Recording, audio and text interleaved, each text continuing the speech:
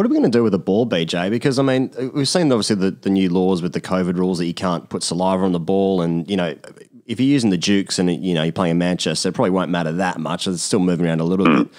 But, I mean, when you're using the Kookaburra and you're playing on the MCG or you're playing in Adelaide or whatever, and, like, the thing doesn't move off the straight anyway. I mean, I don't know how you're going to, you know, make the ball move at all. Back sweat? Yeah, back sweat, bottle tops. Yeah, back sweat. Yeah. Mate, I'm all for scratching now. I think you should be able to work on the ball. I mean, I was never a big one to go against, not ball tampering, but working on the ball to make it go reverse. I think you should be able to do that. I mean, no, you can't do bottle caps and you can't do sandpaper, of course.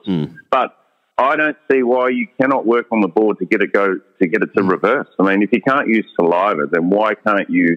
You know, I think you should be able to scratch it with your fingernails and be able to do things to make it go the other way. Then, see, I'm a big fan of it. It gets the game moving forward.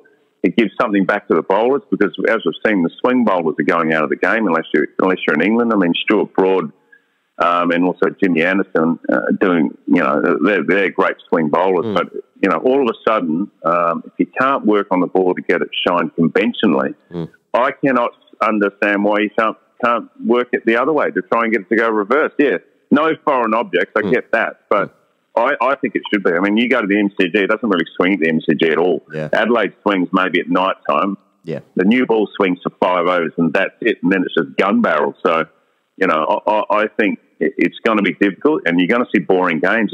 If bowlers can't take wickets and knock teams over, they're boring games to watch. Now, either one, they do something with the ball like that, as I've said, or they make the pitches more juicy, you know, put a bit more in, a bit more pace and bounce in them. Therefore, you know, it looks like more of an even contest.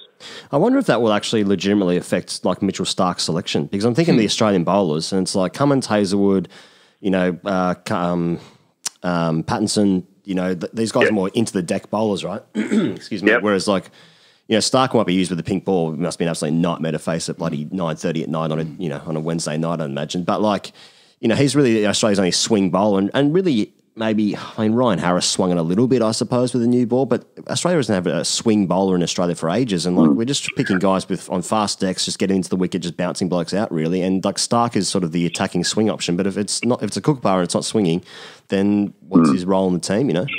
Well, yeah, look, it's a good point. I mean, the thing with Stark is that his strike rate is not as good last year as it was in the years gone by when the ball was reversing. There's no doubt about that. When the ball was reversing, he was cleaning up the tail. I mean, he was basically coming in and mopping it up at the end, taking fifer.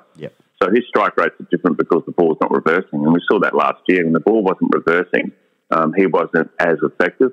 I think Hazelwood and Pat Cummins can swing, and Pattinson's a good swing bowler if the ball is swinging. But you're right. If the ball's not moving, you've got to all of a sudden look at other options. But I mean, I wouldn't be looking outside those options, those quick bowlers, and they're bowling 145, hitting the deck hard. So anyone that's got pace through the air, I think will be, you know, be pretty good. I mean, and Starkey, which I never thought he should take the new ball anyway, really. I mean, you know, Pat Cummins and Hazelwood should be taking the new ball all the time. But you're right. If the ball's not moving, all of a sudden, bowlers aren't as effective. And Starkey was one when it wasn't moving for him, you know, all of a sudden people start to question, you know, should Pattinson be in the side? Should Hazelwood be playing? You know, those are the other options that come into it. So, yeah, if he's not swinging it, you know, he's not as effective, put it that way. Yeah.